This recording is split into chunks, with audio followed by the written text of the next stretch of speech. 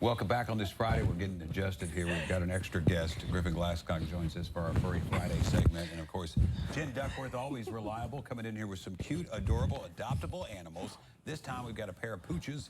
And tell us the names of these two fine furry friends. So I don't know if you can hear my microphone.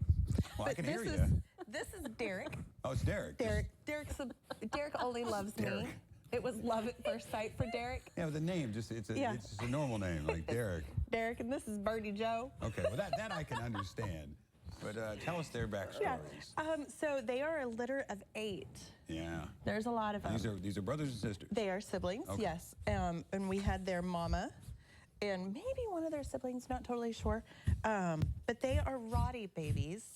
And clearly this one is a baby. He is just not...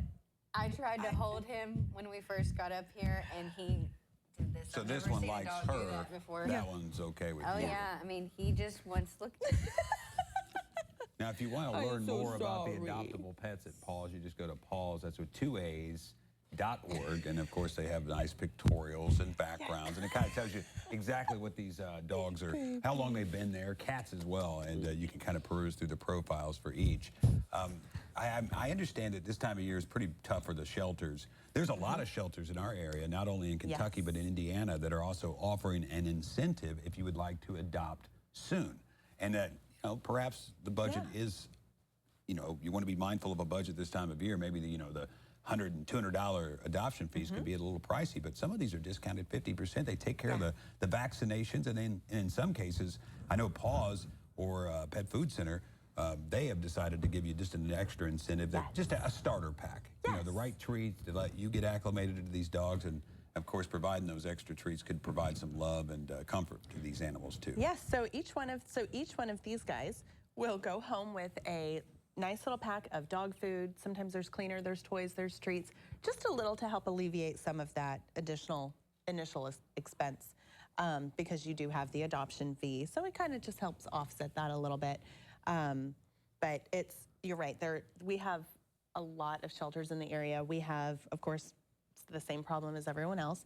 We're lucky enough to where we are able to help as many as we have fosters for, because we do run out of space, but we are always open to making more, and we don't have to build a new building. And when they say space, they are not a brick and mortar shelter. You guys hook people up with, you know, foster opportunities for these animals.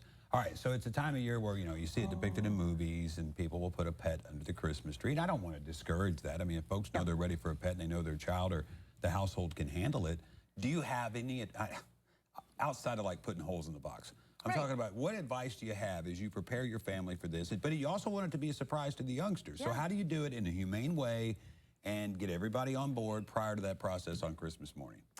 Well, I think you need, what we did with ours is you have a little special friend who maybe comes and drops it off in the morning and has no idea where the puppy came from, and just surprise the kids. Like, what is this? Oh my goodness, this must have fell out of Santa's sleigh. Sure. And that could be one way to keep them out of a box or something like that, too. Kind of introduce them to the family. I mean, I grew up with the little red box that the little white puppy popped out of, and the little sweater under the tree, so I had the full Hallmark card. It does card. make for good memories. Oh, it's the best. And these two would be perfect for that. And it's small size, too, at this point. How big will these two dogs get? I don't think they're going to get huge. The paws on this one are huge. He's a beefcake, Derrick. I'd say they're probably 75 pounds. I know you love me. I'm still surprised the dog's name's Derrick. Derrick. I know. I love it when they have human names. Yeah, it's like John. I mean, you don't want to. Yeah, it's the one that you can run outside in the middle of the night. Derrick. Yeah. They think it's one of your kids or something. Yeah. All right.